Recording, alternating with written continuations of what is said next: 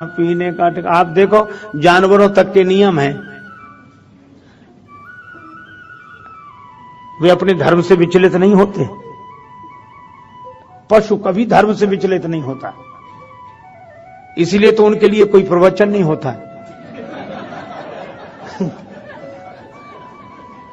है ना, उन्हें सिखाना पड़ता। अच्छा आप देखो, गाय चाहे जितने दिन की भूखी हो, 5 दिन से कुछ खाने को न मिला हो, पर गाय के सामने मांस रख दो, कभी नहीं खाएगी, कभी नहीं खाएगी। और शेर चाहे 7 दिन का भूखा हो, हरी हरी घास रख दो, शेर कहता है कि मैं मांस खाने वाला हूं, घास नहीं खा सकता। गाय कहती है मैं घास खाने वाली हूं, मांस नहीं खाऊंगी। और भगवान ने उनके दांत भी उस तरह के बनाए हैं, शेर के दांत उस तरह के मांसाहारी जैसे दांत है, और गौ माता के दांत जैसे घास। पशु घास खाने वाला पशु, गाय बैल कभी मांस नहीं खाएंगे, मांस खाने वाले पशु कभी घास नहीं खाएंगे। एक आदमी ऐसा है, चाहे जो खिला ले, घास खा जाए, मांस खा जाए, और समझाओ तो आपकी खोपड़ी खा जाए। आप देखो, उनके भी धर्म है। मैंने कहीं सुना था, एक बार कुत्तों में झगड़ा हो गया, कुत्तों में। एक सज्जन बोले झगड़ा होता ही कुत्तों में है, लेकिन एक बात थी, बाकी के कुत्तों ने उसे नाराज होकर निकाल दिया, चल जा, चला गया। मैं लौट कर नहीं आऊंगा। बाकी के लोग बोले आना भी मत, मिलाएंगे नहीं हम तुम्हें अपने समूह में। पर कुत्ता ही ठहरा, दूसरे दिन बाद आ गया, दूसरे ही दिन। तो बाकी के कुत्तों ने डांटा कि फिर तू लौट कर आ गया, अरे कलुआ जा, चला जा यहां से, अरे दल बदल हुआ, और तेरे लौट आने से हैरान हैं हम, और तुझे फिर दल में रख लें, क्या इंसान हैं हम आदमी हैं जो ऐसा करें? हम पशु हैं, हमारा भी धर्म है सिद्ध। अब तो किसी का कोई धर्म नहीं, न सोने का धर्म, न जागने का धर्म, न खाने का धर्म, न पीने का धर्म, न पहनने का धर्म, न पंथ सोई जो यही मन भावा, जिसे जो अच्छा लगे बस वही रास्ता है।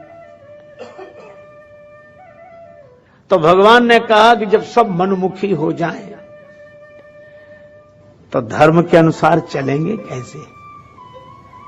तो भगवान धर्म की स्थापना के लिए आए। हमारा सोना भी भगवान से जुड़े, जागना भी भगवान से जुड़े, भोजन भी भगवान से जुड़े, वस्त्र भी भगवान से, आभूषण भी भगवान से। फिर इंद्रियों को जोड़े, सुनना भी भगवान का नाम, बोलना भी भगवान का नाम, देखना भी भगवान। ये धर्ममय जीवन। और भगवान श्री कृष्ण कहते हैं, यत् करोसि यदश्नासि यज्जुहोसि ददासि यत् तपस्यसि कौन्तेय तत्कुरुस्व मद अर्पणम। तुम जो करो, जो भोजन ग्रहण करो, यत् करोसि यदश्नासि यज्जुहोसि जो हवन करो, ददासि यत् जो दान करो, जो तप करो, तत्कुरुस्व मद अर्पणम वह सब मुझे अर्पित कर दो, बस जीवन धन्य हो जाए। एक बेटी की ससुराल गांव में हो गई, शहर की रहने वाली पढ़ी लिखी बच्ची। कुछ दिन तो उसका बड़ा स्वागत सम्मान हुआ, कुछ दिन बाद उससे कहा गया कि अब कामकाज देखो। घर का काम करने लगी तो घर में मक्खन को मथकर, दही को मथकर मक्खन निकालने की एक कला होती है, हर किसी से नहीं बनती। और बहू दही को मथकर मक्खन निकाल रही थी। अब मक्खन निकल आया, अब वो इकट्ठा न कर पाए। सास के पास दौड़ी दौड़ी गई, माता जी मटकी में मक्खन आ गया, उसे चलकर निकाल। सास ने उसे बहुत डांटा। कल से आई है और तुझे समझ नहीं है और ये नहीं है। अब वो बेचारी समझ ना पावे कि गलती क्या हो गई।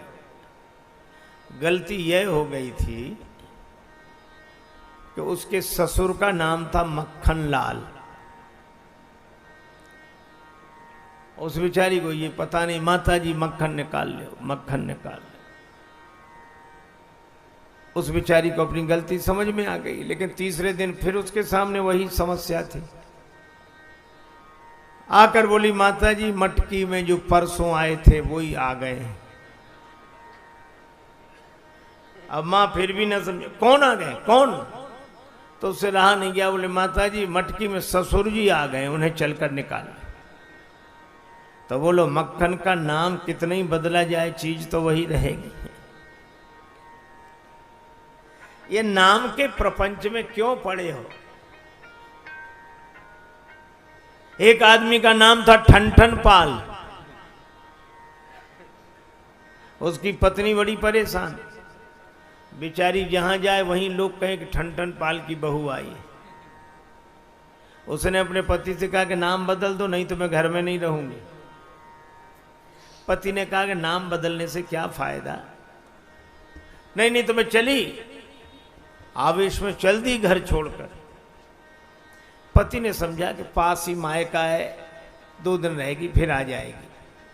वो पैदल पैदल जा रही थी, रास्ते में उसे एक बालिका मिली। वो लकड़ी बीन रही थी। इसने पूछा, बेटी तुम्हारा क्या नाम है? वो बालिका बोली, मेरा नाम है लक्ष्मी।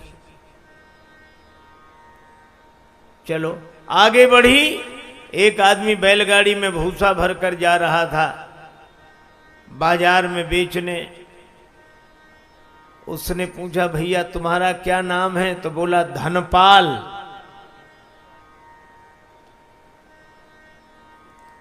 तब तक आगे बढ़ी। एक आदमी की शव यात्रा निकल रही थी, राम नाम सत्य उच्चारण कर रहे थे लोग। उसने पूछा, भैया ये जो मर गए इनका क्या नाम था?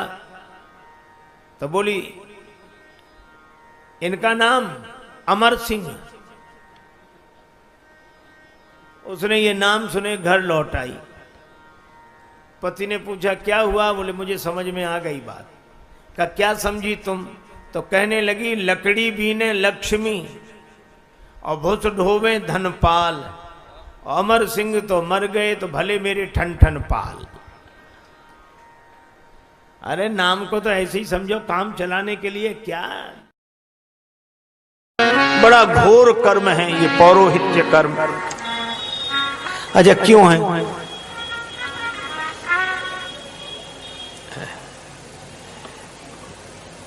एक बार एक पंडित जी बैठे थे, तो परिवार भर ने पंडित जी को प्रणाम किया, चरण छुए। एक बेटा बैठा था, सो बुढ़िया आई। सो बुढ़िया ने 100 के 5 नोट निकाले, 500। और जो लड़का बैठा था उसके सिर पर ऐसे ऐसे किया, ऐसे सिर पर 5-7 बार ऐसे ऐसे किया और बोले, ले पंडित जी।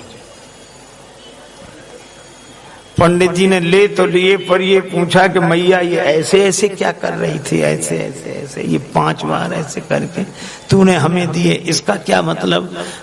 बुढ़िया बोली, महाराज इसका ये मतलब है कि इस लड़के की अलाय बलाय संकट पाप ताप सब तुम्हारी जुम्मे है।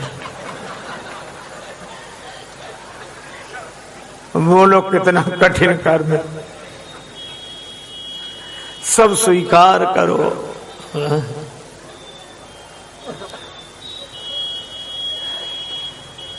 श्री रामकृष्ण परमहंस जी महाराज से एक भक्त ने पूछा, बाबा आपको यह रोग हुआ है, आप इससे मुक्त नहीं हो पा रहे हैं, गले का कैंसर है, बोलते नहीं बनता, पानी निगलते नहीं बनता, इतनी पीड़ा हमसे नहीं देखी जाती है। ये आप जैसे महात्मा में कोई दोष नहीं है, फिर ये रोग क्यों हुआ? कोई पाप नहीं, फिर ये क्यों हुआ? पाप का फल रोग है। श्री परमहंस जी ने मुस्कुराकर कहा कि देखो ये तुम सब लोगों की वजह से हुआ। कैसे? कहा कि तुम सब आके महाराज प्रणाम, महाराज प्रणाम, महाराज प्रणाम, महाराज प्रणाम, ये चरणों में बार बार प्रणाम हम कहते रहे, खुश रहो, खुश रहो, खुश रहो, खुश रहो। तो इधर से जो खुश रहो तो उधर चला गया, पर जो उधर का दुख है उसे भोगेगा कौन? इसलिए मैं अपना ही नहीं तुम्हारा भी भोग रहा हूं। इसीलिए तो हमारे यहां पुरोहित की बड़ी महिमा है कि वो दूसरे का कर्म स्वयं स्वीकार करके भजन के द्वारा अपना मिटाए और उसका मिटाए। इसीलिए बंदों प्रथम महीसुर चरणा, मोह जनित संशय सब हरणा। ये पुरोहित कर्म बहुत कठिन कर्म है, बहुत। वशिष्ठ जी कहते हैं ये पौरोहित्य कर्म में स्वीकार नहीं कर रहा था। वेद पुराण स्मृति सब इसकी निंदा करते हैं, लेकिन ब्रह्मा जी ने कहा जब ना ले तब कहे विधि मोही, कहा लाभ आगे सुत तो ही।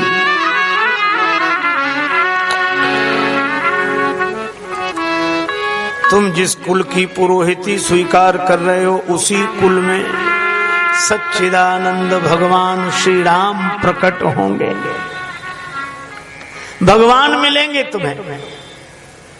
तो मैंने यह स्वीकार कर लिया, भगवान मिले तो यह मार्ग बड़ा अच्छा।